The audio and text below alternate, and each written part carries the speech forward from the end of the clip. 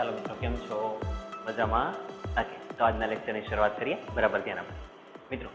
Last લેક્ચરની અંદર આપણે બધું પૃથ્વીના ચુંબકીય ક્ષેત્ર વિશે ભણી ગયા હતા. કોના વિશે ભણી ગયા હતા? પૃથ્વીના ચુંબકીય ક્ષેત્ર વિશે. ઝડપથી થોડું રિવિઝન કરાવી દો, કેમ કે અગત્યનો ટોપિક હતો. બરાબર ધ્યાન આપજો.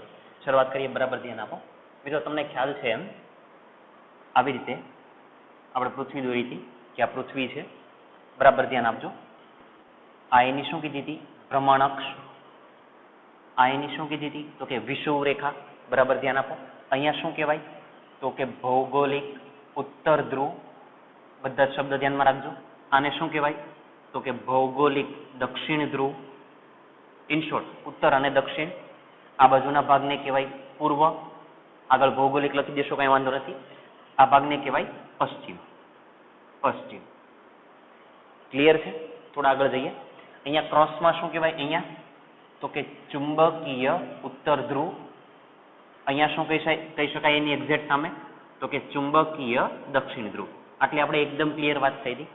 આટલું બતાવ્યા પછી અંદર જો હું મેગ્નેટ બતાવું, પૃથ્વીનું મેગ્નેટ જો મારે બતાવવું હોય તો એનું મેગ્નેટ બતાવી દઉં. તો આ પૃથ્વીનું ચુંબક દાખલા તરીકે બતાવી દીધું. જો અહીંયા ઉત્તર હોય તો અહીંયા દક્ષિણ તરીકે સાઉથ. અહીંયા દક્ષિણ છે એટલે અહીંયા ઉત્તર તરીકે નોર્થ. આવું કહેવા માંગુ છું. ક્લિયર? અને પૃથ્વીનું ચુંબકીય ક્ષેત્ર ક્યાંથી નીકળીને ક્યાં જાય? તો કે એન માંથી નીકળીને એસ માં જાય છે. એન માંથી નીકળીને એસ માં જાય છે. એટલે તમે આવું કહી શકો કે એન માંથી નીકળીને એસ માં જાય. આ રીતે આ બધું સમજીએ. એન માંથી નીકળીને એસ માં જાય છે. એટલે જો તમારે બોલવું હોય તો આવું બોલી શકાય કે ચુંબકીય દક્ષિણ માંથી નીકળીને ચુંબકીય ઉત્તરમાં જાય છે. અહીંયાથી બોલીએ તો ચુંબકીય દક્ષિણ માંથી ચુંબકીય ઉત્તરમાં. આવું કહેવા માંગુ છું. ક્લિયર? પૃથ્વીનું ચુંબકીય ક્ષેત્ર બતાવ્યું. હવે એકદમ ધ્યાનથી સાંભળજો. આપણે શું શું નામ આપ્યા હતા મિત્રો યાદ કરો. આપણે ઘણી બધી રાશિ જોઈ હતી. એની અંદર એક હતું ડેલ. નામ આપ્યું હતું નમન કોણ. નમન કોણ, અથવા તો એનું જ નામ હતું એંગલ ઓફ ડીપ. અગત્યના નામ છે, બધા ધ્યાનમાં રાખો. એક આવું સમીકરણ હતું, અથવા તો એક આવું પદ હતું. થોડા આગળ જઈએ તો બરાબર ધ્યાન આપો. તમે કદાચ આવા કંઈક પદ જોયા હતા, બી એચ અને બી વી. BH એટલે સમક્ષિતિજ ઘટક ચુંબકીય ક્ષેત્રનો. કોની માટે? તો કે પૃથ્વીનો. પૃથ્વીના ચુંબકીય ક્ષેત્રનો સમક્ષિતિજ ઘટક. H એટલે હોરિઝોન્ટલ એટલે આડા, એટલે કે સમક્ષિતિજ ઘટક. એનું સમીકરણ હતું B cos ડેલ્ટા. જો તમે લંબ ઘટકનું સમીકરણ લખો તો એનું સમીકરણ હતું B sin ડેલ્ટા. આ બંનેનું સાદુરૂપ આપીને તમે સમીકરણ મેળવ્યું હતું del is equal to tan inverse BV ના છેદમાં BH. એક આ પદ આપણે સમજાતા. થોડું આગળ જઈએ તો ધ્યાનથી સમજજો. એક આપણે D સમજાતા, જેનું નામ હતું ડેક્લિનેશન એંગલ. ડેક્લિનેશન એંગલ. થોડી આની વ્યાખ્યા યાદ કરજો. તો આની વ્યાખ્યા શું હતું? સાચા એટલે કે ભૌગોલિક ઉત્તર ધ્રુવ અને ચુંબકીય ઉત્તર ધ્રુવ વચ્ચે બનતો ખૂણો, એટલે આ ખૂણો. આ આકૃતિ પણ આપણે જોઈ હતી. ભૌગોલિક ઉત્તર ધ્રુવ એટલે કે સાચા ઉત્તર ધ્રુવ અને ચુંબકીય ઉત્તર ધ્રુવ વચ્ચે બનતો ખૂણો. અથવા તો તમે બીજી શબ્દની અંદર સમજાતા, ભૌગોલિક મેરિડિયન અને મેગ્નેટિક મેરિડિયન વચ્ચે બનતો ખૂણો, એટલે એને શું કહેવાય? તો કે ડેક્લિનેશન એંગલ. ક્લિયર? હવે મારી વાત બરાબર સાંભળો. આટલા પદ ભણી ગયા પછી હવે આપણે આની ઉપરના જ દાખલા ગણવાના છે. શરૂઆત કરીએ. મેન સમીકરણ આ છે. આને થોડું ધ્યાનમાં રાખજો. આ સમીકરણ ઉપરથી જ આપણે લગભગ દાખલા ગણવાના છીએ. આને શું કહેવાય? સમક્ષિતિજ ચુંબકીય ક્ષેત્ર પૃથ્વીનું. આ ચુંબકીય ક્ષેત્ર ડેલ્ટા એટલે નમન કોણ, એટલે કે એંગલ ઓફ ડીપ. ક્લિયર? હવે દાખલા ગણવાની શરૂઆત કરીએ. બોર્ડ ઉપર એકવાર ચેક કરી લો, કોપી કરી નાખજો. ચાલો, એકદમ ક્લિયર દેખાય છે. આપણે મિત્રો અત્યારે કરીએ છીએ ઉદાહરણનો દાખલા નંબર 5.9. ઉદાહરણનો દાખલા નંબર 5.9. બરાબર ધ્યાન આપજો. એકદમ સીધો સાદો દાખલો, ખાલી તમને સમીકરણ સમજાવવું જોઈએ, બસ. ચાલો શરૂઆત કરીએ. એક્ઝામ્પલ નંબર, એકદમ ધ્યાનથી સમજીએ. Example number 5.9. ચાલો રકમની અંદર ધ્યાન આપજો. શું કહે છે? જોતા જાઓ રકમમાં. કોઈ સ્થાનના ચુંબકીય ધ્રુવતલમાં પૃથ્વીના ચુંબકીય ક્ષેત્રનો સમક્ષિતિજ ઘટક. પૃથ્વીના ચુંબકીય ક્ષેત્રનો સમક્ષિતિજ ઘટક. મિત્રો સમક્ષિતિજ ઘટક એટલે BH. કોની વાત કરે છે? BH. પૃથ્વીના ચુંબકીય ક્ષેત્રનો સમક્ષિતિજ ઘટક 0.26 ગોસ છે. એટલે ટૂંકમાં BH ની કિંમત કેટલી છે? 0.26 ગોસ એટલે કે જી. ગોસમાંથી જો આપણે ટેસ્લામાં જવું હોય તો આપણે શું કરીએ છીએ તો કે BH ઇઝ ઇક્વલ ટુ 0.26 ગુણ્યા 10⁻⁴ ટેસ્લા. ગોસમાંથી ટેસ્લામાં જવું હોય તો 10⁻⁴ વડે ગુણી દેવાનું. ક્લિયર? ચલો આગળ જઈએ. અને નમન કોણ 60 ડિગ્રી. મિત્રો નમન કોણ એટલે ડેલ્ટા. ડેલની કિંમત કેટલી છે તો કે 60 ડિગ્રી. ચાલો જાવ આગળ શું કહે છે 60 ડિગ્રી છે. આ સ્થળે પૃથ્વીનું ચુંબકીય ક્ષેત્ર કેટલું હશે? કોઈ સ્થળ છે આ સ્થળે પૃથ્વીનું ચુંબકીય ક્ષેત્ર કેટલું છે? મિત્રો ચુંબકીય ક્ષેત્ર એટલે બી. ઇન શોર્ટ આપણે બી ને શોધવાના છે. આવડે આરામથી સમીકરણ છે. BH અને ડેલ વાળું સમીકરણ છે તેથી થોડી વાર પહેલા જ જોયું. શું લખાય? લખાવો તો આન્સર લખાવો તો શું લખાય? આવું લખી શકાય સમક્ષિતિજ ચુંબકીય ક્ષેત્ર BH is equal to B cos delta. પૂરું થઈ ગયું. સમજીએ. બી ને શોધવાના છે. જો ચાલો ચેક કરો. BH ની કિંમત છે ડેલ ની કિંમત છે તો એનો મતલબ બી મળે જ છે. તો એક કામ કરો બી ને સૂત્રનો કરતા બનાવો તો આવું લખાય BH છેદમાં cos ડેલ્ટા નીચે આવી ગયા cos ડેલ્ટા. આવું કહેવા માંગુ છું. પતી ગયું. બધી કિંમત મૂકી દો. BH ની કિંમત તો કે અહીંયા છે, ડેલ ની કિંમત તો કે અહીંયા છે એટલે cos ડેલ એટલે cos 60. cos 60 ની કિંમત 1/2. બધી અંદર કિંમત મૂકો, ગુણાકાર ભાગાકાર કરો, કોનો જવાબ આવે તો કે બી નો. બી એટલે ચુંબકીય ક્ષેત્ર. એકમ બોલો તો કે ટેસ્લા. પતી ગયું. આપું કહેવા માંગુ છું. ઇન શોર્ટ આમ જોવા જાવ તો MCQ સ્વરૂપનો દાખલો છે પણ આપણને સમજવો જોઈએ. ડન. ચાલો કોપી કરો આગળ જઈએ. ચાલો એકદમ ક્લિયર દેખાય છે મિત્રો. આપણે આગળ જઈએ. હવે આપણે કરીએ છીએ સ્વાધ્યાયનો દાખલા નંબર 5.1. બરાબર ધ્યાન આપજો. સ્વાધ્યાયનો દાખલા નંબર 5.1. મિત્રો 5.1 ની અંદર ખાલી ને ખાલી બધી થિયરિટિકલ વાત છે એટલે બરાબર એને સમજીએ શું કહેવા માંગે છે. સ્વાધ્યાયનો દાખલા નંબર 5.1. બરાબર ધ્યાન આપજો. ઘણા બધા પાર્ટ આપેલા છે. આપણે એક પછી એક પાર્ટ કરીએ. ચાલો શરૂઆત કરીએ. સ્વાધ્યાયનો દાખલા નંબર 5.1. એક પછી એક પાર્ટ કરીએ છીએ. ચાલો એ ભાગ કરીએ. એ ભાગની અંદર શું કહે છે પહેલા સવાલ વાંચીએ. ચાલો ધ્યાનથી વાંચતા જજો. સદિશને સંપૂર્ણ રીતે દર્શાવવા માટે 3 રાશિઓની જરૂર પડે છે. સદિશને સંપૂર્ણ રીતે દર્શાવવા હોય તો કેટલી રાશિની જરૂર પડે તો કે 3. હવે થોડા આગળ જઈએ શું કહે છે. પૃથ્વીના ચુંબકીય ક્ષેત્રને દર્શાવવા રૂઢિગત રીતે વપરાતી 3 સ્વતંત્ર રાશિના નામ આપો. પૃથ્વીના ચુંબકીય ક્ષેત્રને દર્શાવવા માટે જરૂરી 3 રાશિના નામ જણાવો. જોજો પૃથ્વીના ચુંબકીય ક્ષેત્રને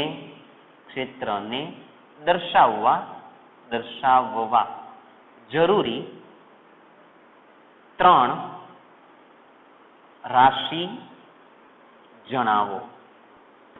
એકદમ ધ્યાનથી જોજો કેમ કે ખૂબ જ સમજવા જેવું છે. શું કે છે?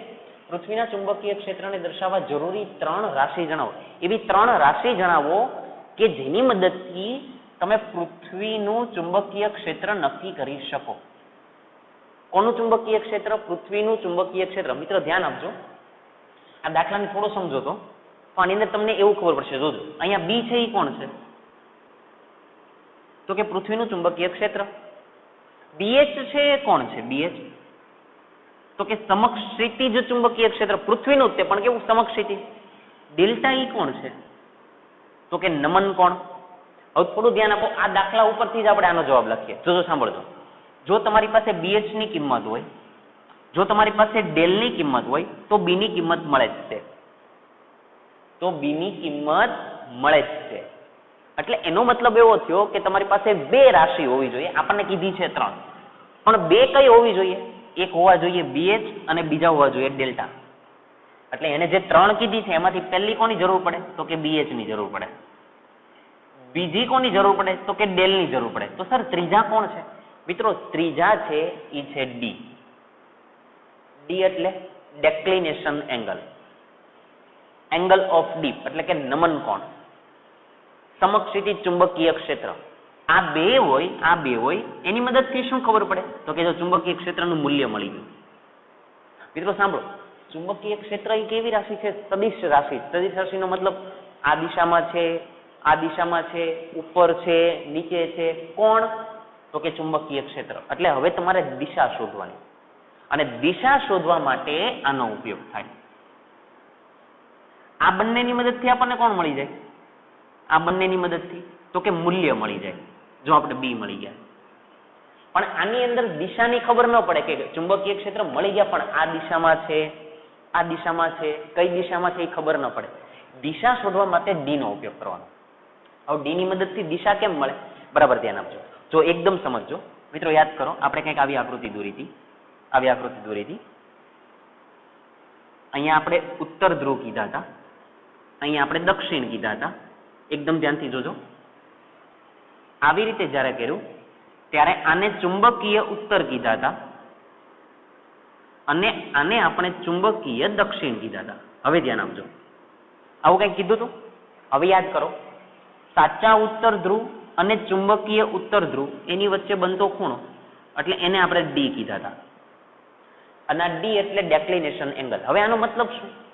દાખલા તરીકે તમને ડી ની કિંમત આપી દીધી હોય, તમને ડી ની કિંમત એમ કહી દે કે 30 ડિગ્રી છે, તો આનો મતલબ શું થાય? આનો મતલબ તો એવો થાય કે ઉત્તર ધ્રુવથી 30 ડિગ્રીના ખૂણે ચુંબકીય ઉત્તર ધ્રુવ હશે. સાચા ઉત્તર ધ્રુવથી 30 ડિગ્રીના ખૂણે ચુંબકીય ઉત્તર ધ્રુવ હશે. એટલે એનો મતલબ ચુંબકીય ક્ષેત્ર આવી રીતે હશે. સમજાય છે?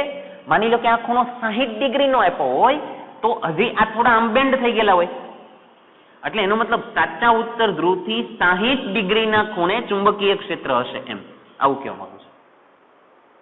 એટલે એનો મતલબ એવો થયો કે ડી ઉપરથી તમને શું મળી જાય? ડી પરથી તમને શું મળી જાય? તો કે ચુંબકીય ક્ષેત્રની દિશા. એટલે આની મદદથી મળે દિશા. આ બંનેની મદદથી મળી જાય મૂલ્ય અને આની મદદથી મળે દિશા. ક્લિયર? તો આ તમને સમજાવવું જોઈએ. એટલે શું કે છે? પૃથ્વીના ચુંબકીય ક્ષેત્રને દર્શાવવા જરૂરી 3 રાશિ જણાવો. કેટલી રાશિ? 3 રાશિ કઈ કઈ? સમક્ષિતિ ચુંબકીય ક્ષેત્ર, નમન કોણ અને ડેક્લિનેશન એંગલ, અથવા તો ગુજરાતીમાં દિક્પાત કોણ. MCQ ની અંદર કદાચ આવે કે આ બંનેની મદદથી શું મળે? તો કે મૂલ્ય. આની મદદથી શું મળે? તો કે દિશા. ક્લિયર? ઓકે, ચલો એ ભાગ પૂરો થયો. બી ભાગ સમજીએ શું કે છે બી ભાગની અંદર. બરાબર ધ્યાનથી જોજો. બી ભાગ વાંચીએ. દક્ષિણ ભારતમાં આવેલા એક સ્થળ પાસે દીપ કોણ લગભગ 18 ડિગ્રી છે. દક્ષિણ ભારતનું કોઈ સ્થળ છે, એની જગ્યાએ એંગલ ઓફ ડીપ આપેલો છે, ડી ની કિંમત આપેલી, સોરી ડેલ્ટાની કિંમત આપેલી છે 18 ડિગ્રી. લખી જોજો, ડેલની કિંમત આપેલી છે 18 ડિગ્રી. કઈ જગ્યાએ? તો કે દક્ષિણ ભારતના કોઈ સ્થળ માટે. દક્ષિણ ભારતનું કોઈ સ્થળ છે, ત્યાં ડેલ્ટાની કિંમત કેટલી આપેલી છે? તો કે 18 ડિગ્રી. ઓકે, પછી શું કે છે? 18 ડિગ્રી આપેલી છે. તો બ્રિટનમાં ડીપ કોણ મોટો હશે કે નાનો? બ્રિટનની અંદર ડીપ કોણ કેટલો હશે? બ્રિટનમાં ડીપ કોણ એટલે ડેલ જ છે, એટલે ડેલને જ શોધવાના. કઈ જગ્યાએ? તો કે બ્રિટનમાં. પણ જવાબ ખાલી તમારે એટલો આપવાનો છે ડેલની કિંમત કે ડેલ નાના હશે કે મોટા. એટલે અહીંયા હું લખી દઉં, બ્રિટનની અંદર તમારો જવાબ એટલો આપવાનો ખાલી કે નાના હશે કે મોટા. એટલે કોની કમ્પેરિઝનમાં? આ 18 ની કમ્પેરિઝનમાં. બ્રિટનની અંદર શું શોધવાનું? તો કે ડીપ એંગલ 18 કરતા મોટા હશે કે 18 કરતા નાના. ખાલી આટલો જવાબ આપવાનો છે. સમજીએ આરામથી. આની આ આકૃતિની અંદર જ સમજાવી દઉં, અથવા તો ઓકે અહીંયા ફરીથી આકૃતિ દોરું. જોજો, ધ્યાન આપજો. માની લો કે આ પૃથ્વી દોરી દીધી. એકદમ ધ્યાનથી સમજજો. અહીંની ભ્રમણાક્ષ દોરી દો, અહીંની વિષુવવૃત્ત રેખા દોરી દો. એકદમ ધ્યાનથી સમજજો.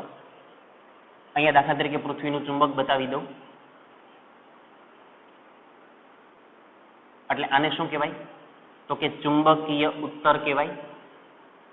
આને કહેવાય ચુંબકીય દક્ષિણ કહેવાય. એકની એક વાત જ ભણીએ છીએ.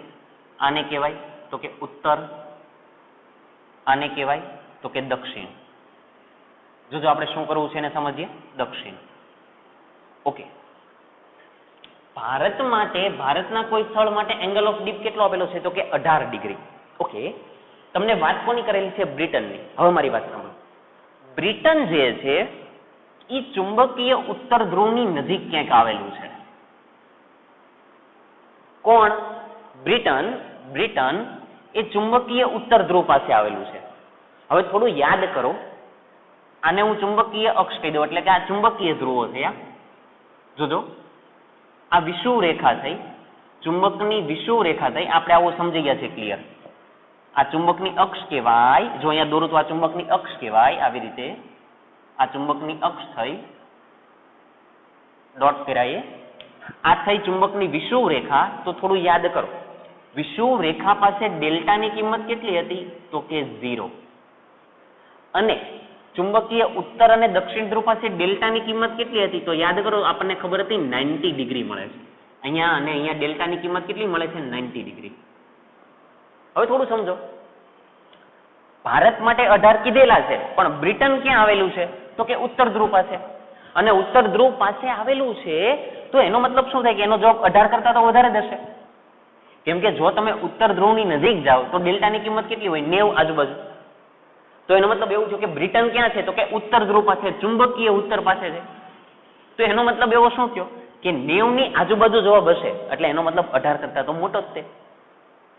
તો એનો મતલબ એવો થાય સીધી ભાષામાં કે બ્રિટનમાં એંગલ ઓફ ડીપની કિંમત મોટી હશે. કેમ? કેમ કે જો અહીંયા 0, પછી અહીં વધતા જાય વધતા જાય વધતા જાય વધતા જાય અને અહીંયા થઈ ગયા 90. ક્લિયર? સમજાશે? ચુંબકીય ઉત્તર ધ્રુવની નજીક છે એટલે ડેલ્ટાની કિંમત 18 ડિગ્રી કરતા કેટલી હશે? મોટી હશે. અને જો હકીકત મિત્રો સમજીએ ને તો બ્રિટનની કિંમત અંદાજે, બ્રિટન માટે એંગલ ઓફ ડીપની કિંમત અંદાજે 70 ડિગ્રી છે. 70 ડિગ્રી છે, હકીકતમાં છે. તો એનો મતલબ જો 70 ડિગ્રી છે એનો મતલબ એ 18 કરતા મોટા છે. પણ દાખલા તરીકે તમારે તમને આ નંબર પૂછેલો નથી, આ ખાલી જાણકારી માટે છે. આ નંબર ખાલી જાણકારી માટે છે. આ દાખલા તરીકે આ નંબર ન પૂછેલો હોય તો આપણને ખબર પડવી પડે કે બ્રિટન એ ચુંબકીય ઉત્તર પાસે છે તો એની કિંમત 90 ની આજુબાજુ હશે, એટલે 70 ડિગ્રી, અને 90 ની આજુબાજુ એટલે 18 કરતા મોટા. ડન? ચાલો ઓકે, આગળ જઈએ. આપણે બી ભાગ કર્યો, સી ભાગ સમજીએ. બરાબર ધ્યાન આપજો, રકમમાં જોતા જજો.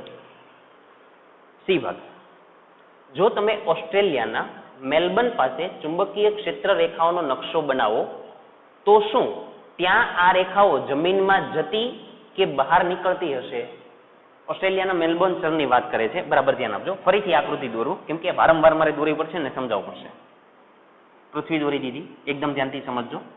ભ્રમણ અક્ષ દોરી દીધી, અક્ષ વિષુવ રેખા દોરી દીધી, એકદમ ધ્યાનથી જોજો. પૃથ્વીનું ચુંબક બતાવી દીધું, પૃથ્વીનું ચુંબક બતાવી દીધું. અહીંયા S કહી દીધા, અહીંયા N કહી દીધા. અહીંયા કહેવાય ચુંબકીય ઉત્તર. હવે તો કદાચ આમાં તમારી ભૂલ થશે જ નહીં. અને અહીંયા કહેવાય ચુંબકીય દક્ષિણ. ચો ઓકે, હવે મારી વાત સાંભળો. તમને એવું કહે છે કે ઓસ્ટ્રેલિયાના મેલબર્ન શહેરમાં ચુંબકીય ક્ષેત્ર રેખાઓ જમીનની અંદર જતી હશે કે જમીનમાંથી બહાર નીકળતી હશે? સવાલ આવો છે, ક્વેશ્ચન આવો છે.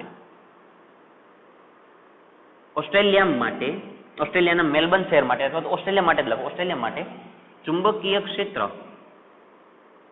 જમીનમાં અંદર તરફ કે બહાર તરફ ની દિશામાં હશે. આવું ક્લિયર તમને પૂછેલું છે કે જમીનમાં અંદર તરફ જતી દિશામાં હશે કે હા કે બહાર તરફ આવશે? બહાર તરફની દિશામાં હશે. કોણ? ચુંબકીય ક્ષેત્ર. તો એની માટે પહેલા તમને શું ખબર હોવી જોઈએ કે ઓસ્ટ્રેલિયા એ પૃથ્વીમાં છે કઈ જગ્યાએ? આખી પૃથ્વી છે એમાં ઓસ્ટ્રેલિયા છે કઈ જગ્યાએ? તો મિત્રો સાંભળો, ઓસ્ટ્રેલિયા ક્યાંક આ ભાગની અંદર છે, દક્ષિણ ભાગની અંદર છે, દક્ષિણ ગોળાર્ધની અંદર છે. આ જો નીચેનો ભાગ છે, દક્ષિણ ભાગની અંદર ક્યાંક અહીંયા ઓસ્ટ્રેલિયા આવેલું છે, અહીંયા છે. ઓકે, મારે આ ચુંબક છે એટલે કે પૃથ્વીનું જે ચુંબક બતાવેલું છે એના કારણે ચુંબકીય ક્ષેત્ર બતાવવું હોય તો N માંથી S માં, એટલે આવી રીતે જોજો, N માંથી નીકળે અને S માં જાય. બીજી સાઈડ બતાવું તો N માંથી નીકળે અને S માં જાય. તમારો જવાબ આની અંદર, મેં આ આકૃતિ દોરી એની અંદર તમારો જવાબ આવી ગયો છે. જો N માંથી નીકળે અને S માં જાય છે. આ બાજુ બતાવું, આવી રીતે ફરીને N માંથી નીકળે અને S માં જાય છે. એનો સવાલ એવો હતો કે ઓસ્ટ્રેલિયા માટે ચુંબકીય ક્ષેત્ર જમીનમાં અંદર તરફ હશે કે બહાર તરફ? અહીંયા રહ્યું ઓસ્ટ્રેલિયા, તો જો બહાર તરફ આવતી દિશામાં છે, એન માંથી એસ માં. જો એન માંથી એસ માં. તમે એવું કહી શકો, મેં હમણાં થોડી વાર પહેલા કીધું કે બ્રિટન છે એ ઉત્તર તરફ ક્યાંક છે, અહીંયા છે. બ્રિટન ક્યાંક અહીંયા છે, તો એનો મતલબ બ્રિટન માટે ચુંબકીય ક્ષેત્ર અંદર તરફની દિશામાં કહેવાય. જો જ્યારે ઓસ્ટ્રેલિયા માટે ચુંબકીય ક્ષેત્ર જમીનમાંથી બહાર નીકળતી દિશામાં. ક્લિયર? એટલે આનો જવાબ આવશે બહાર તરફની દિશામાં. આવડશે? ઓકે, ચાલો આગળ જઈએ. ડી ભાગ કરીએ. ચાલો ડી ભાગ કરતા પહેલા બોર્ડ ઉપરથી કોપી કરી નાખો, હું એકવાર ચેક કરી લઉં. ચાલો એકદમ ક્લિયર દેખાય છે. ડી ભાગ કરીએ. જોતા જાજો શું કે છે ડી ભાગની અંદર. વાંચો બરાબર. ભૂચુંબકીય ઉત્તર કે દક્ષિણ ધ્રુવ પર, ભૂચુંબકીય ઉત્તર કે દક્ષિણ ધ્રુવ પર, સાંભળજો, ભૂચુંબકીય ઉત્તર એટલે દક્ષિણ એટલે ચુંબકીય ઉત્તર અને ચુંબકીય દક્ષિણ પાસે આની વાત કરે છે. આગળ જાઓ. ભૂચુંબકીય ઉત્તર અને દક્ષિણ ધ્રુવ પર જ ઉર્ધ્વ સમતલમાં મુક્ત રીતે ફરી શકતી ચુંબકીય સોય રાખીએ તો તે કઈ દિશામાં રહેશે? એવું કહે છે કે ચુંબકીય સોય લેવાની. મિત્રો ચુંબકીય સોય એટલે આ, હું આની વાત કરું છું. અને આપણે મેં ઓલરેડી સમજાવી દીધા છે. ચુંબકીય સોયની વાત કરું છું, હું આની વાત કરું છું. જે ભાગ ડાર્ક હોય, માની લો કે આ ભાગ ડાર્ક છે, તો એને નોર્થ કહેવાના અને એની સિવાયનો ભાગ સાઉથ. હવે ચુંબકીય સોયને ક્યાં રાખવાની? તો કે ચુંબકીય ઉત્તર પાસે રાખો અને ચુંબકીય દક્ષિણ પાસે રાખો. તો એ કઈ બાજુ ભ્રમણ બતાવે છે એ તમારે કહેવાનું છે. બરાબર ધ્યાનથી સમજજો આખી વાત શું ચાલે છે. જોજો, માની લો કે આ ચુંબકીય સોય છે, ધ્યાન રાખજો, આ ચુંબકીય સોય છે. તમારે ક્યાં ક્યાં મૂકવાની છે? તો કે ચુંબકીય ઉત્તર પાસે અને ચુંબકીય દક્ષિણ પાસે. ધ્યાનથી સમજજો. માની લો કે આવી રીતે આને છે હું એન કહી દઉં અને આની પાછળનો ભાગ એસ કહી દઉં, તો આ રહી ચુંબકીય સોય. એની ચુંબકીય સોયને હું દોરું છું. ધ્યાન આપજો, ચુંબકીય સોય હું દોરું છું.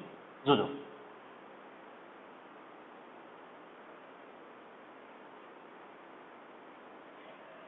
વ્યવસ્થિત દોરીએ થોડા. જોજો, ધ્યાન આપજો.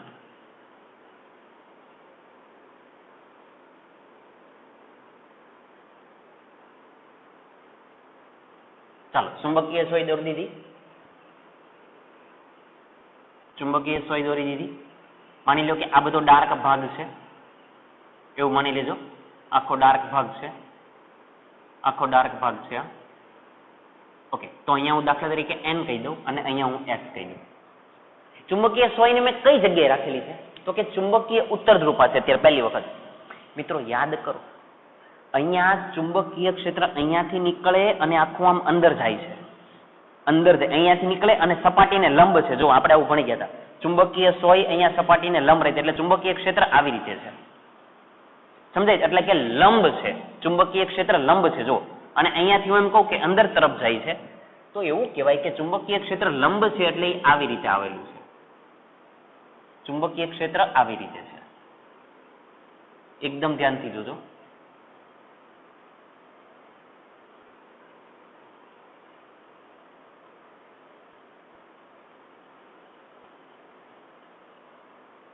આવું કહેવા માંગુ છું. એટલે ચુંબકીય સોય આવી રીતે છે અને ચુંબકીય ક્ષેત્ર બધું નીચે તરફ છે. તો મિત્રો સમજો, પહેલી વસ્તુ, ચુંબકીય સોય કઈ દિશામાં ગોઠવાય? તો કે ચુંબકીય ક્ષેત્રની દિશામાં. હવે મિત્રો મેં સોય આવી રીતે મૂકી છે, ચુંબકીય ક્ષેત્ર નીચે તરફ જાય, તો હકીકતમાં સોય આમ નીચે તરફ થવી જોઈએ. પણ સીધી ભાષામાં સમજો, તમે ચુંબકીય સોયને આમ મૂકેલી છે એટલે હોકાયંત્ર તમારો આવી રીતે છે, ચુંબકીય સોય આવી રીતે છે, તો એ નીચે કેવી રીતે જાય? આમ છે તો નીચે ન જાય. એ જાય તો કઈ રીતે જાય? કાં તો આ બાજુ ફરે અને કાં તો આ બાજુ ફરે. નીચે તો જઈ જ ન શકે. કેમ? કેમ કે તમારું કંપાસ આવી રીતે છે, હોકાયંત્ર આવી રીતે છે, એની અંદર ચુંબકીય સોય આવી રીતે છે. તો પછી જાય કેવી રીતે? કાં તો આમ ફરે અને કાં તો આમ ફરી શકે. નીચે કેવી રીતે જાય? નીચે જઈ શકે નહીં. એટલે ઇન શોર્ટ, એ અહીંયા આમ પણ ફરી શકે અને આમ પણ ફરી શકે. કઈ જગ્યાએ ફરશે એ મને ખબર નથી, આપણને ખબર નથી. એટલે એનો મતલબ કે ચુંબકીય ઉત્તર પાસે રાખો તો ચુંબકીય સોય જે છે એ કોઈ પણ દિશામાં જઈ શકે. કારણ શું એ સમજાય છે ને? તમે આવી રીતે રાખ્યા, ચુંબકીય ક્ષેત્ર આખા લંબ છે આવી રીતે, તો એનો મતલબ એને જવું પડે આવી રીતે નીચે. પણ સીધી ભાષામાં સમજો, હોકાય યંત્ર તો આવી રીતે હોય એટલે એનો મતલબ ચુંબકીય ક્ષેત્ર આવી રીતે છે. તો એનો મતલબ ઈ કાં તો આમ જાય અને કાં તો આમ જાય, નીચે જઈ શકે નહીં. આ ચુંબકીય ઉત્તરની વાત કરી. દક્ષિણની વાત કરો. ફરીથી ચુંબકીય સોય દોરું. જોજો ફરીથી ચુંબકીય સોય દોરું. પહેલા આ ચુંબકીય સોય મૂકી દીધી. આ ચુંબકીય સોય બતાવી દઉં. આ નોર્થ વાળો ભાગ બતાવી દઉં. એટલે આ નોર્થ છે અને આ સાઉથ છે. મેં સોયને અહીંયા મૂકેલી છે. તો જો ચુંબકીય ક્ષેત્ર ફરી ફરીને અંદર તરફ જાય છે. અંદર તરફ જાય છે એટલે અંદર તરફ માટે હું આમ ઉપર બતાવું છું. તો એનો મતલબ એવો થયો કે ચુંબકીય ક્ષેત્ર આવી રીતે છે. આવી રીતે છે.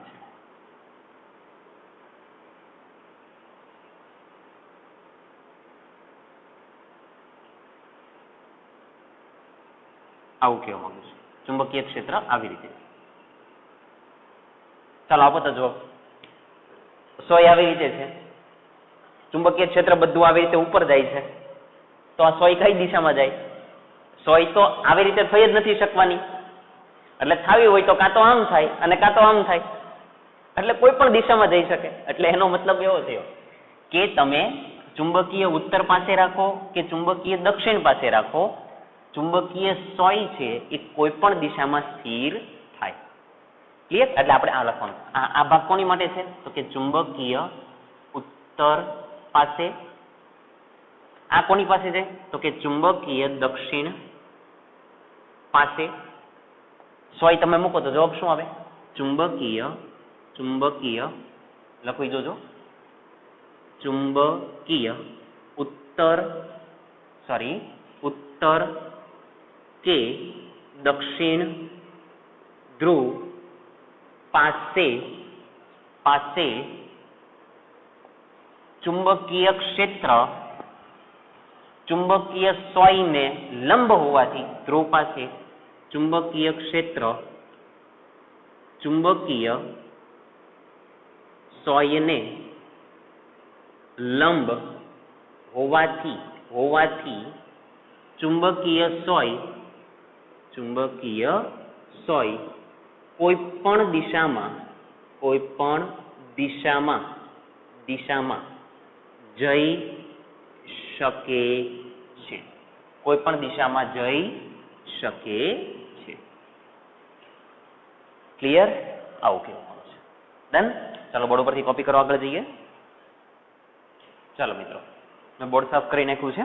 આગળ જઈએ આપણે. હવે આપણે કરીએ છીએ ઈ ભાગ. ઈ ભાગની અંદર બરાબર ધ્યાન આપજો. કંઈક એવું કહે છે, એવું માનવામાં આવે છે કે પૃથ્વીનું ચુંબકીય ક્ષેત્ર, બરાબર ધ્યાનથી સાંભળજો, પૃથ્વીનું ચુંબકીય ક્ષેત્ર, ઓકે, તેના કેન્દ્ર પર મૂકેલા 8×1022 જૂલ પર ટેસ્લા જેટલી મેગ્નેટિક મોમેન્ટ ધરાવતા ડાયપોલ વડે મળતા ક્ષેત્ર જેટલું છે. ઉભા રહેજો. એને એક ડાયપોલ મોમેન્ટ આપેલી છે. જો 8×1022 જૂલ પર ટેસ્લા જેટલી મેગ્નેટિક મોમેન્ટ ધરાવતા ડાયપોલ વડે મળતા ક્ષેત્ર જેટલું છે. ડાયપોલ મોમેન્ટ આપેલી છે. ધ્યાનથી સાંભળજો શું કહેવા માંગે છે. ડાયપોલ મોમેન્ટ આપેલી છે. કિંમત આપેલી છે લોકોએ 8×1022 8×1022 જૂલ પર ટેસ્લા, આવી કિંમત આપેલી છે. કોની? મેગ્નેટિક મોમેન્ટની. એ શું કહે છે? બરાબર સાંભળો, બરાબર સમજો શું કહેવા માંગે છે. ઓકે, મેગ્નેટિક મોમેન્ટ ધરાવતા ડાયપોલ વડે મળતા ક્ષેત્ર જેટલું છે. આ સંખ્યાના માપક્રમની કઈ રીતે ખરાઈ કરો? એ શું કહે છે હવે સાંભળો. કે દાખલા તરીકે હું એક મેગ્નેટ લઈ લઉં. એકદમ ધ્યાનથી સાંભળજો. આ દાખલા તરીકે એક મેગ્નેટ લઈ લઉં. આ મેગ્નેટ લઈ લઉં. અહીંયા હું S કહી દઉં, અહીંયા દાખલા તરીકે N કહી દઉં. મેં એવું કહી દીધું કે આની મેગ્નેટિક મોમેન્ટ, આ ચુંબકની મેગ્નેટિક મોમેન્ટ દાખલા તરીકે આટલી આપેલી છે કે 8×1022. તો તમે એવું સાબિત કેવી રીતે કરશો કે આ નંબર સાચો છે? આ મેગ્નેટ છે, એની મેગ્નેટિક મોમેન્ટ આટલી આપેલી છે, તમે સાબિત કેવી રીતે કરશો કે આટલી છે? એટલે એને આખી વાક્ય રચના શું લખી ને એને હવે ધ્યાનથી સાંભળો. એવું માનવામાં આવે છે કે પૃથ્વીનું ચુંબકીય ક્ષેત્ર, ટૂંકમાં આ પૃથ્વી માટે વાત કરે છે, ચુંબકીય ક્ષેત્ર તેના કેન્દ્ર પર મૂકેલા, એટલે શું કે છે? આ પૃથ્વી, આ એની ભ્રમણ અક્ષ, આ એની વિષુવરેખા, એના કેન્દ્ર પર મૂકેલા, એટલે અહીંયા આપણે ખબર મેગ્નેટ દર વખતે દર્શાવે છે, આ મેગ્નેટની વાત કરે છે, આ મેગ્નેટ. હવે જો તેના કેન્દ્ર પર મૂકેલા 8×10⁻²2 જૂલ પર ટેસ્લા જેટલી મેગ્નેટિક મોમેન્ટ ધરાવતા ડાયપોલ વડે મળતા ક્ષેત્ર જેટલું છે. એમ કે છે આ મેગ્નેટ છે ને એના વડે મેગ્નેટિક મોમેન્ટ આટલી મળે છે, એ તમે કેવી રીતે સાબિત કરશો? આ જે મેગ્નેટ છે, અહીંયા હું S કહી દઉં, અહીંયા હું N કહી દઉં, તો આ મેગ્નેટની મેગ્નેટિક મોમેન્ટ આટલી છે, એ તમે સાબિત કેવી રીતે કરશો? આવું કે છે. ક્લિયર? તો આ સાબિત કરવા માટેનો એક સીધો રસ્તો છે. જો સાંભળો મિત્રો, હું કોઈ એનો જવાબ આપો તો આને શું કહેવાય? એકદમ ધ્યાનથી જોઈને જવાબ આપજો. આને શું કહેવાય? તો કે ચુંબકીય અક્ષ. ઓકે, આને શું કહેવાય? આને શું કહેવાય? તો કે ચુંબકીય વિષુવરેખા. જો લખી દો અહીંયા, ચુંબકીય વિષુવરેખા. અને આ આડી છે એને.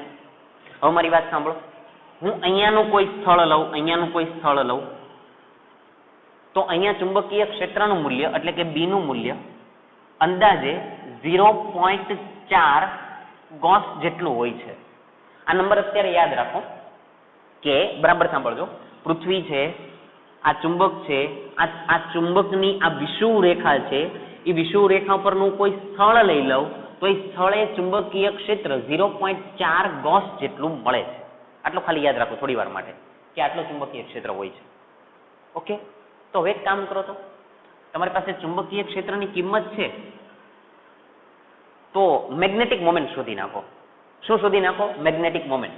કઈ રીતે? સાંભળજો, આ બિંદુની વાત કરું છું, તો આ બિંદુ કઈ જગ્યાએ છે? તો કે જો આ ચુંબકની વિષુવરેખા પર છે. જો ક્લિયર દેખાય છે, આ ચુંબક આ એને લંબ એની વિષુવરેખા પર છે, એટલે અહીંયા છે.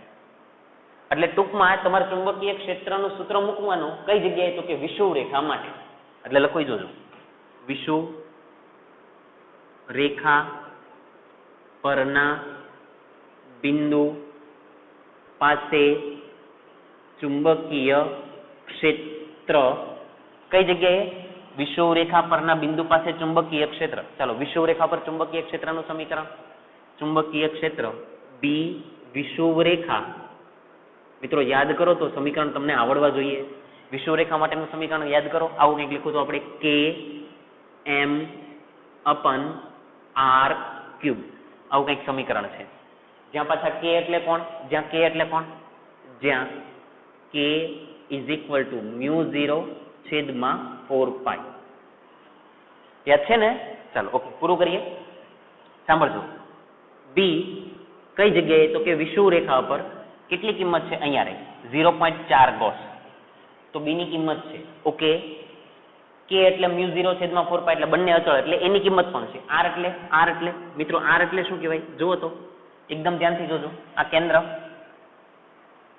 અહીંયાથી અહીંયા સુધીનું અંતર જો, અહીંયાથી ક્લિયર જો, અહીંયાથી અહીંયા સુધીનું અંતર, એટલે એને તો ત્રિજ્યા કહેવાય, એટલે કે R.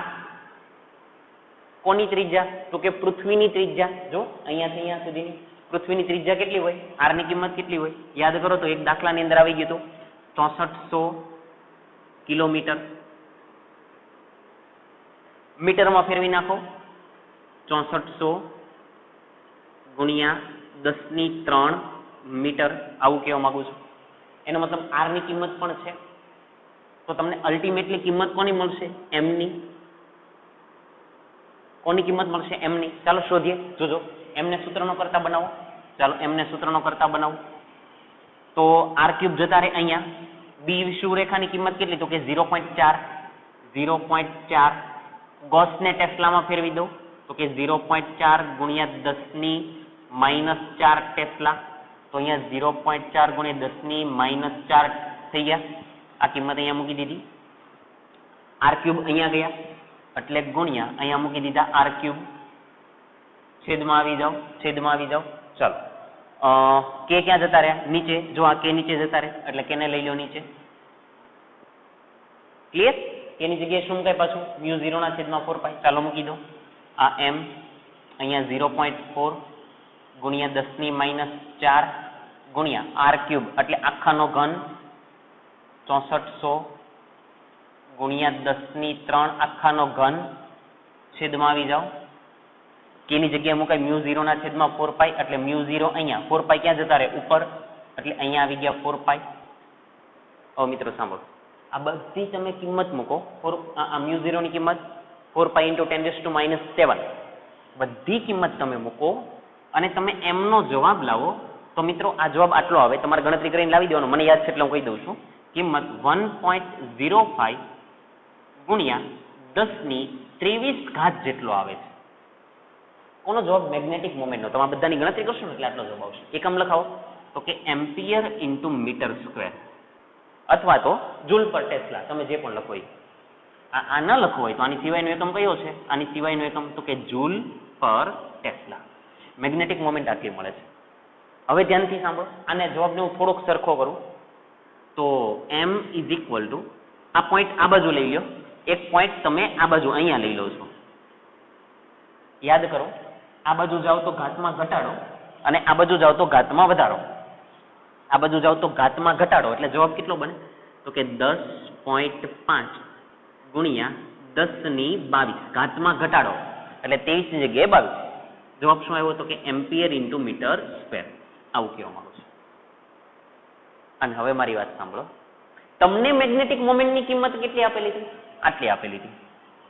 તો થોડું ધ્યાનથી આ નંબરને જુઓ અને આ નંબરને જુઓ તો તમને એવો ખ્યાલ આવશે. જો 10⁻22 તો બંનેની અંદર બેઠા જ છે. જો તો 10.5 એ અપ્રોક્સિમેટલી 8 ની નજીકના જ છે. 10.5 એ અપ્રોક્સિમેટલી 8 ની નજીકના જ છે. અને હકીકત મિત્રો, આપણે જે ભૂચુંબકત્વના જે શાસ્ત્ર લખો તો ચુંબકીય ક્ષેત્રને અનુરૂપ તમે કોઈ શાસ્ત્ર લઈ લો અથવા તો બુક લઈ લો એની, તો એની અંદર ક્લિયર એવું લખેલું છે કે આ જે મેગ્નેટિક મોમેન્ટ મળે છે એ આ નંબરની નજીકની જ છે. જો ને દેખાય છે, આપણે સાબિત કરી દીધું, ચોખ્ખું સાબિત કરી દીધું કે અહીંયા તમે ચુંબકીય ક્ષેત્રની કિંમત તમે આટલી મૂકી તો તમને મેગ્નેટિક મોમેન્ટનો જવાબ આ આવ્યો અને આ જવાબ આની નજીકનો જ છે. લખી દીધું જે આ જવાબ જે મેગ્નેટિક મોમેન્ટ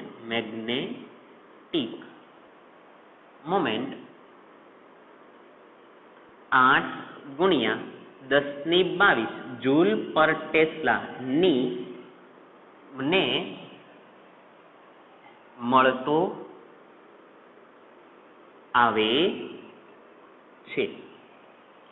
આ જે જવાબ આવ્યો એ આની નજીકનો જ છે. જો તો એનો મતલબ એવો થયો કે તમે આ જવાબ સાબિત કરી દીધો. એને શું કીધું હતું કે આ જે ચુંબક છે ને એની કિંમત આટલી સાબિત કરી દો.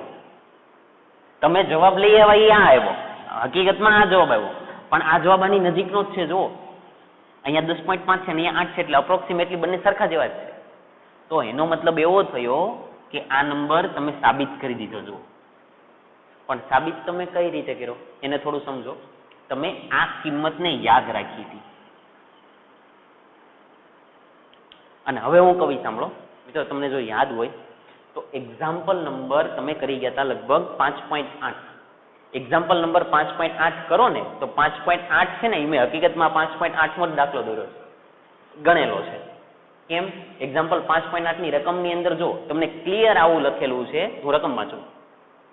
પૃથ્વીનું ચુંબકીય ક્ષેત્ર વિષુવવૃત્ત પાસે, ચોખ્ખું કીધું, પૃથ્વીનું ચુંબકીય ક્ષેત્ર વિષુવવૃત્ત પાસે 0.4 ગોસ જેટલું છે. જો પૃથ્વીની દ્વિધ્રુવીની ચાર્જ માત્રા શોધો એટલે કે ડાયપોલ મોમેન્ટ શોધો. એટલે તમે આ 0.4 ની કિંમત મૂકી અને ડાયપોલ મોમેન્ટ શોધો એવું કીધેલું. તમે હકીકતમાં દાખલો ગણી નાખો અને ગણી નાખો ત્યારે તમારે આ જવાબ આવ્યો જ. તો સમજ પડે છે? એટલે એનો મતલબ આ તમે ચુંબકીય ક્ષેત્રની કિંમત મૂકો એટલે મેગ્નેટિક મોમેન્ટ આટલી આવે જ છે અને જે આની નજીકની છે. એટલે આ રીતે સાબિતી આપી શકાય. પણ સાબિતી માટે તમારે બી ની કિંમત યાદ રાખવી પડશે. ક્લિયર? ઓકે, ઈ ભાગ પૂરો થયો. એફ ભાગ કરીએ, છેલ્લો ભાગ દાખલાનો. ચાલો, શું કે છે એફ ભાગ? ધ્યાનથી સમજીએ. એફ ભાગ, ભૂવિજ્ઞાનીઓ દર્શાવે છે કે મુખ્ય ચુંબકીય N અને S ધ્રુવો સિવાય પૃથ્વી, આને ચુંબકીય કયો કહેવાય? તો કે ઉત્તર, એટલે કે ચુંબકીય N. આને શું કહેવાય? તો કે ચુંબકીય દક્ષિણ, એટલે કે ચુંબકીય S. એ આની વાત કરે છે. ચુંબકીય N અને ચુંબકીય S સિવાય, જાવ અંદર, ધ્રુવો સિવાય પૃથ્વીની સપાટી પર જુદી જુદી દિશામાં રહેલા બધા સ્થાનિક ધ્રુવો પણ અસ્તિત્વ ધરાવે છે. આવું કેવી રીતે શક્ય બને? એ એવું કે છે કે પૃથ્વી ઉપર ચુંબકીય N અને ચુંબકીય S સિવાય પણ, આ બંને સ્થળ છે એની સિવાય પણ જુદા જુદા સ્થળોએ પણ સ્થાનિક ચુંબકીય ઉત્તર અને સ્થાનિક ચુંબકીય દક્ષિણ પણ ધરાવે છે. આ શું કે છે ખબર? સાંભળજો. આ પૃથ્વી અક્ષ, વિષુવરેખા, ભૌગોલિક ઉત્તર, ભૌગોલિક દક્ષિણ, એકદમ ધ્યાનથી સમજો. ચુંબકીય N અને ચુંબકીય S, આવું આપણે સમજ્યા. એવું કે છે ચુંબકીય N અને ચુંબકીય S સિવાય પણ પૃથ્વી પર જુદી જુદી જગ્યા, એટલે કે માની લો કે આ જગ્યા લઈ લો, આ જગ્યા લઈ લો, આ જગ્યા લઈ લો, આ જગ્યા લઈ લો, કોઈ પણ જગ્યા લઈ લો, ત્યાં સ્થાનિક N અને S ધ્રુવો છે જ તે. એવું કે છે આ N અને આ S સિવાય પૃથ્વી ઉપરના કોઈ પણ સ્થળ તમે લઈ લો, આ તો ત્યાં પણ N અને S છે જ તે. એવું થાય? અહીંયા N અને S તો છે, પણ એમ કે બધી જગ્યાએ N અને S હશે. મિત્રો, આ વાત સાચી છે. પૃથ્વી છે એને તમે અંદરની તરફ જાઓ તો ચુંબકીય ખનિજો હકીકતમાં આવેલી છે. આખી પૃથ્વી ઉપર જુદા જુદા સ્થળોએ જમીનની અંદર ચુંબકીય ખનિજો આવેલી છે. મિત્રો, ચુંબકીય ખનિજ એટલે એક પ્રકારનું ચુંબક. અને જો હું એમ કહું કે આ જગ્યાએ ચુંબક છે, આ પૃથ્વી પરના આ સ્થળ ઉપર ચુંબક છે, તો એનો મતલબ આ ચુંબક છે, એટલે એનો મતલબ N અને એનો મતલબ S. એટલે એનો મતલબ એવો થયો કે આ સ્થળે તે N હોય અને S હોય. તમે એમ કહો કે આ કોઈ સ્થળ છે ત્યાં ચુંબકીય ખનિજો છે, ચુંબકીય ખનિજ એટલે ચુંબક. અને જો ચુંબક હોય તો એની પાસે એનો N પણ હોય અને S પણ હોય. આવી રીતે આખી પૃથ્વીમાં આ બે ચુંબકીય N અને ચુંબકીય S છે, એની સિવાય પણ આ સ્થળે કોઈ પણ સ્થળે આવી રીતે N અને S ધ્રુવો આવેલા છે. એટલે એને કીધા સ્થાનિક N અને S. આ સ્થાને N અને S, એમ સ્થાનિક, આ સ્થાને N અને S. ક્લિયર? એટલે આ વાત સાચી. એટલે આવું લખી શકાય. આનો જવાબ આમ લખાય: પૃથ્વીના પેટાળમાં દરેક સ્થળોએ અથવા તો ઘણા બધા સ્થળે ચુંબકીય ખનિજ આવેલી હોવાથી તે સ્થાનિક N અને S અથવા તો સ્થાનિક લખવી જોજો ચુંબકીય N અને ચુંબકીય S ધ્રુવ ધરાવે છે. સ્થાનિક એટલે જુદા જુદા સ્થળોના, આનો. ક્લિયર? તો આ આખી વાત હતી સ્વાધ્યાયનો દાખલા નંબર 5.1. સમજ પડશે? દાખલો ખૂબ જ મહત્વનો છે. વારંવાર 1 થી 2 વખત જોજો કે જેથી વ્યવસ્થિત સમજાય. ક્લિયર? ચાલો બોર્ડ ઉપર કોપી કરવા આગળ જઈએ. ચાલો, એકદમ ક્લિયર દેખાય છે મિત્રો. હવે આપણે કરીએ છીએ સ્વાધ્યાયનો દાખલા નંબર 5.10. ચાલો, એકદમ સીધો સાદો દાખલો છે, પણ આપણે સમજવું પડશે. બરાબર ધ્યાન આપો. સ્વાધ્યાયનો દાખલા નંબર 5.10 રકમની અંદર જોતા જજો. મેગ્નેટિક મેરિડિયનને સમાંતર ઉર્ધ્વ સમતલમાં મુક્ત ભ્રમણ કરી શકે તેવી એક ચુંબકીય સોયની અણી, હવે ધ્યાનથી સાંભળજો, સમક્ષિતિજ સાથે નીચે તરફ 22 ડિગ્રી કોણ બનાવતી દિશામાં છે. ચુંબકીય સોય સમક્ષિતિજ સાથે નીચે તરફ 22 ડિગ્રીના ખૂણે છે. સાંભળજો, યાદ કરો, થોડું યાદ કરો. પૃથ્વીના ચુંબકીય ક્ષેત્ર માટે આ તમે સમક્ષિતિજ કીધા હતા અને આ તમે લંબ કીધા હતા. તમને ખ્યાલ હોય તો મેં ચુંબકીય સોય આવી રીતે દોરી હતી. આ વસ્તુ યાદ કરવાનો પ્રયત્ન કરજો અથવા તો પેજ ફેરવીને જોઈ લેજો. ચુંબકીય સોય આવી રીતે હતી, યાદ કરજો. એવું કે છે, હવે અહીંયાની પરિસ્થિતિ જોજો કે એને સમક્ષિતિજ સાથે નીચે તરફ 22 ડિગ્રીનો ખૂણો બનાવ્યો છે. એટલે અહીંયા જે ખૂણો છે એ 22 ડિગ્રીનો છે. મિત્રો 22 ડિગ્રીને શું કહેવાય? યાદ કરીને કયો, આ 22 ડિગ્રીને શું કહેવાય? પૃથ્વીના ચુંબકીય ક્ષેત્રએ સમક્ષિતિજ સાથે બનાવેલા ખૂણાને નમન કોણ અથવા તો એંગલ ઓફ ડીપ. યાદ કરો, સમક્ષિતિજ સાથે પૃથ્વીના ચુંબકીય ક્ષેત્રએ બનાવેલા ખૂણાને શું કહેવાય? નમન કોણ. ઇન શોર્ટ આ ડેલની કિંમત છે, ડેલ્ટાની કિંમત છે. આવું કહેવામાં આવે. ક્લિયર? અને અહીંયા ડેલ્ટા બન્યો એટલે એનો મતલબ આને કહેવાય BH, આ સમક્ષિતિજ ઘટક. આને કહેવાય BV અને આ કહેવાય નેટ ચુંબકીય ક્ષેત્ર એટલે B. એટલે અહીંયા BH ની કિંમત લખવી તો શું લખાય? તો કે B cos ડેલ્ટા. અહીંયા શું લખાય? B sin delta. આ તો આપણે ભણી ગયા હતા, જ્યાં ખૂણો બને ત્યાં cos, એની સિવાયના sin. આવી વાત કરે. જવાબ આગળ શું કહે છે? ઇન શોર્ટ તમને ડેલની કિંમત આપેલી છે. આગળ જાઓ, શું કહે છે? આ સ્થળે પૃથ્વીના ચુંબકીય ક્ષેત્રનો સમક્ષિતિજ ઘટક 0.35 ગોસ જેટલો છે. સમક્ષિતિજ ઘટક BH ની વાત કરે છે. BH બરાબર 0.35 ગોસ આવું આપેલું છે. ચાલો ચેન્જ કરી નાખો. 0.35 ગોસમાંથી ટેસ્લા એટલે 10⁻⁴ ટેસ્લા એટલે BH બેઠા આવું કે છે. પછી જાઓ આગળ શું કે છે? તો આ સ્થળે પૃથ્વીના ચુંબકીય ક્ષેત્રનું માન શોધો. પૃથ્વીના ચુંબકીય ક્ષેત્રનું માન, ચુંબકીય ક્ષેત્રનું માન એટલે B, માન એટલે મૂલ્ય, એટલે ઇન શોર્ટ તમારે B ને શોધવાના છે. મિત્રો થોડીક સ્ટ્રાઇક કરો, થોડુંક સમજો. જો તમને ડેલની કિંમત આપેલી હોય, BH ની કિંમત આપેલી હોય તો B મળે જ છે. થોડી વાર પહેલા જ સમજાતા. અને મૂલ્ય જ મળે. જો કરી નાખીએ, આન્સર લખીએ. આન્સર શું લખાય? સમક્ષિતિજ ચુંબકીય ક્ષેત્ર લખાવો તો કે BH is equal to B cos delta. આવું કે છે. B ને આપણે શોધવા છે, સૂત્રનો કરતા બનાવો તો કે B is equal to BH cos delta ગુણાકારમાં, છેદમાં જાય તો ભાગાકારમાં, એટલે cos ડેલ્ટા. આવું કહેવા માંગુ છું. ધ્યાનથી સમજો, એક મારે વાત કરવાની છે ને. B બેઠા BH 0.35 ગુણ્યા 10⁻⁴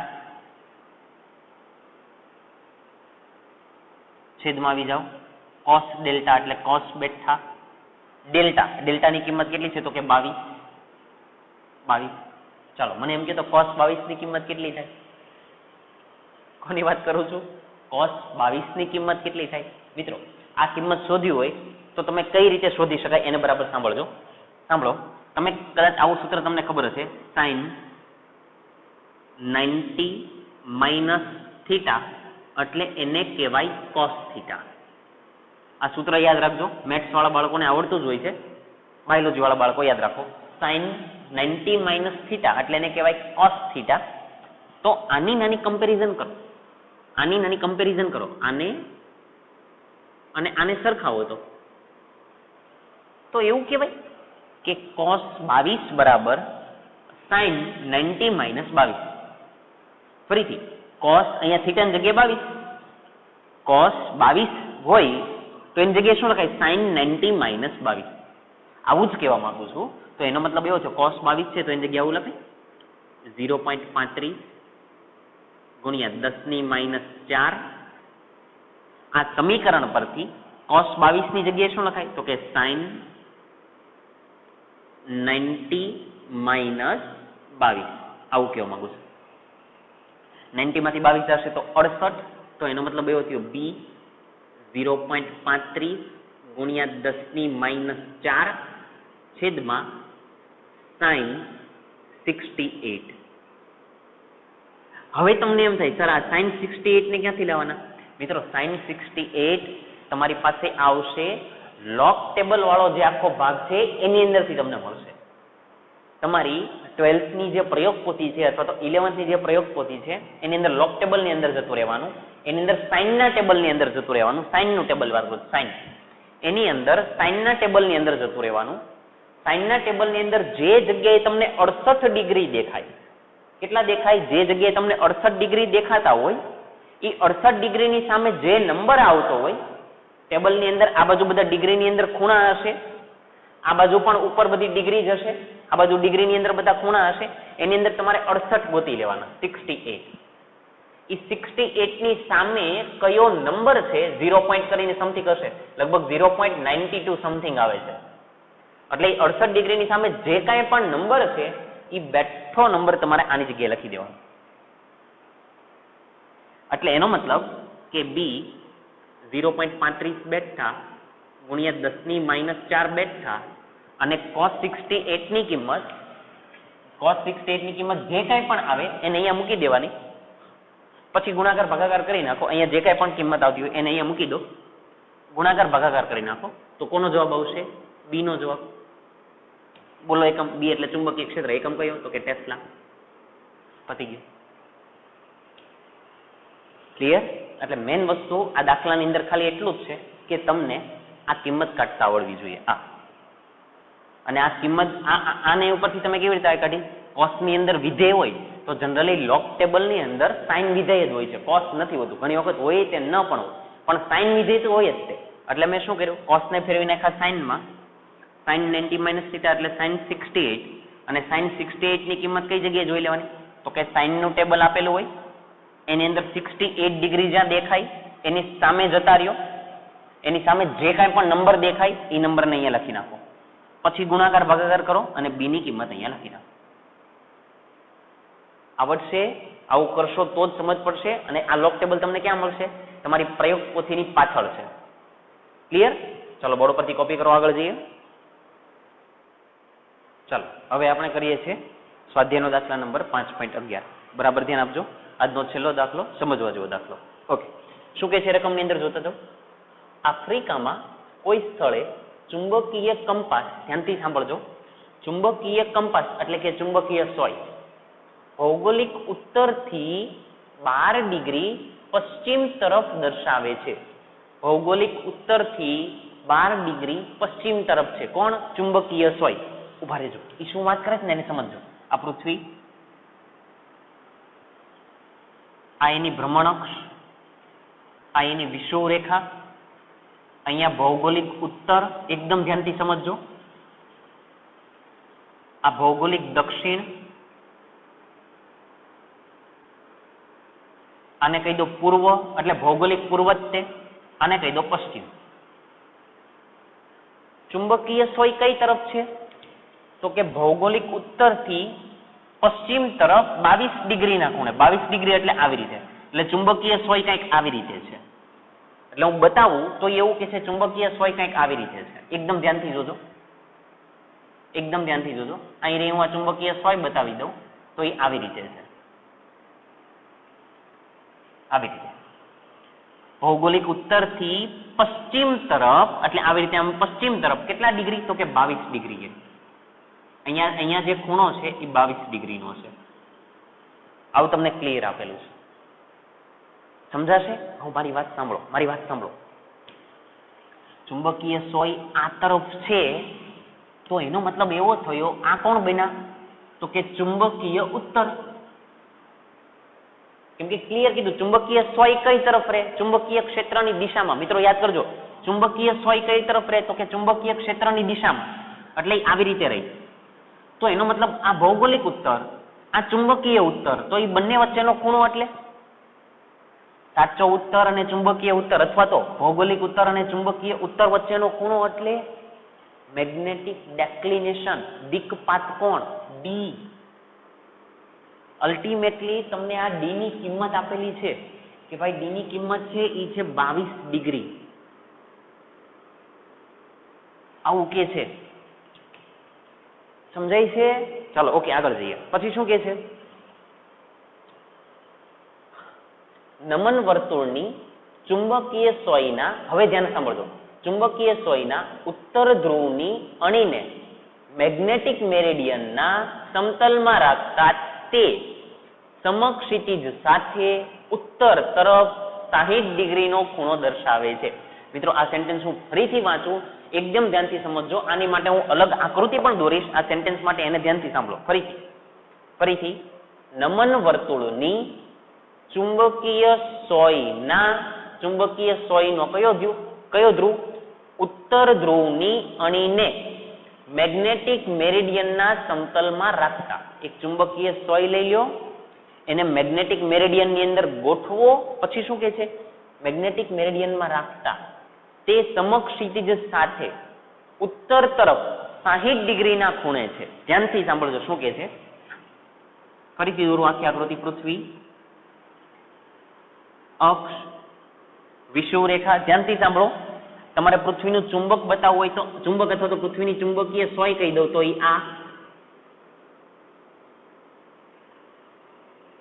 આ ચુંબકીય સોય કહી દો અથવા તો ચુંબક દોરો, બંનેનો મતલબ એક જ છે. એટલે હું ચુંબક દોરી દઉં, સરળતાથી દોરાઈ જાય. એટલે ક્લિયર છે? હવે મારી વાત સાંભળજો. આ દોરી દીધા તમે. હવે એ શું કે છે? એક મિનિટ સમજી લો હજી. આને શું કહેવાય? આને શું કહેવાય? તો કે ચુંબકીય અક્ષ.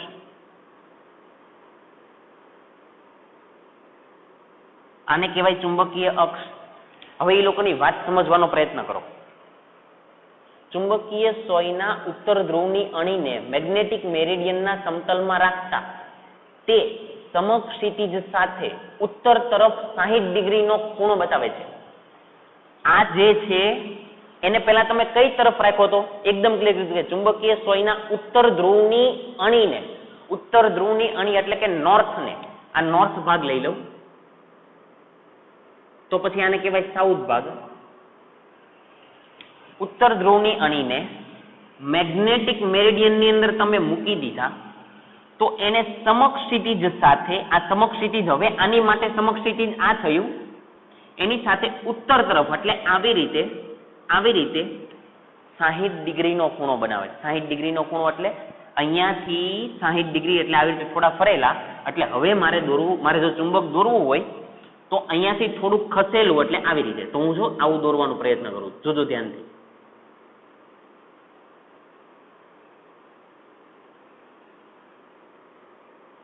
આવી રીતે.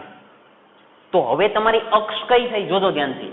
આ અક્ષ બની ગઈ. દાખલા તરીકે થોડાક આમ ખસી ગયા તો આ અક્ષ બની ગઈ. આજ બતાવી દો. ચાલો આજ અક્ષ બતાવી દો. આ ડાર્ક કરવું છે. આ અક્ષ થઈ ગઈ.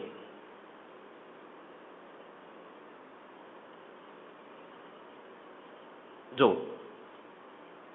એટલે આ ચુંબકની અક્ષ થઈ ગઈ. આ શું કામ દોરી? હવે સાંભળો. એ અક્ષ છે એને સમક્ષિતિજ સાથે કેટલાનો ખૂણો બનાવ્યો? 60 ડિગ્રીનો. સમક્ષિતિજ આ હતું, આ ડોટ વાળી લાઈન. એને ઉત્તર તરફ એટલે આ તરફ કેટલા ડિગ્રીનો ખૂણો? 60 ડિગ્રીનો. એટલે આટલો જે ખૂણો બને છે મિત્રો, ઈ એને કીધો 60 ડિગ્રીનો. 60 ડિગ્રીનો. કોની સાથે? સમક્ષિતિજ સાથે. મિત્રો સમક્ષિતિજ સાથે બનેલો ખૂણો એટલે ડેલ્ટા. સમક્ષિતિજ સાથે બનેલો ખૂણો એટલે ડેલ્ટા. એટલે હકીકતમાં આ જે કિંમત છે એની ઉપરથી તમને ડેલ્ટાની કિંમત મળી 60 ડિગ્રી. આવું કહેવા માંગે છે. ફરીથી એક વખત. પહેલા ચુંબક આમ છે, પછી એને ક્લિયર એવું કીધું છે કે ઉત્તર ધ્રુવ એ મેગ્નેટિક મેરિડિયનની અંદર ઉત્તર તરફ 60 ડિગ્રીના ખૂણે જાય. 60 ડિગ્રીના ખૂણે. જો સમક્ષિતિજ, આ સમક્ષિતિજ ત્યાંથી 60 ડિગ્રીના ખૂણે જાય છે. એટલે ડેલ્ટાની કિંમત કેટલી? 60.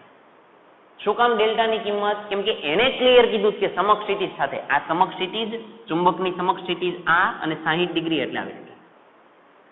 આવું કહેવા માંગે છે. હવે આગળ જાઓ શું કે છે. ઓકે, દર્શાવે છે પૃથ્વીના ક્ષેત્રનો સમક્ષિતિજ ઘટક આ સ્થળે 0.16 ગોસ છે. આ સ્થળે પૃથ્વીના ચુંબકીય ક્ષેત્રનો સમક્ષિતિજ ઘટક એટલે BH. BH બરાબર કેટલા? તો કે 0.16 ગોસ. મિત્રો ગોસ છે તો ટેસ્લામાં થઈ જશે. તો કે BH ઇઝ ઇક્વલ ટુ 0.16 ગુણ્યા 10⁻⁴ ટેસ્લા થઈ ગયા.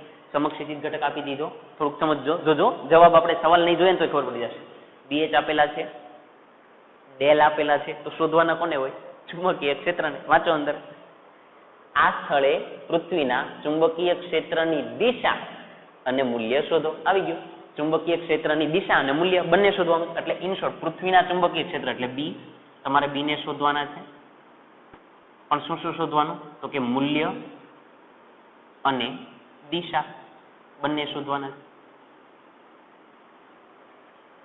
ક્લિયર છે?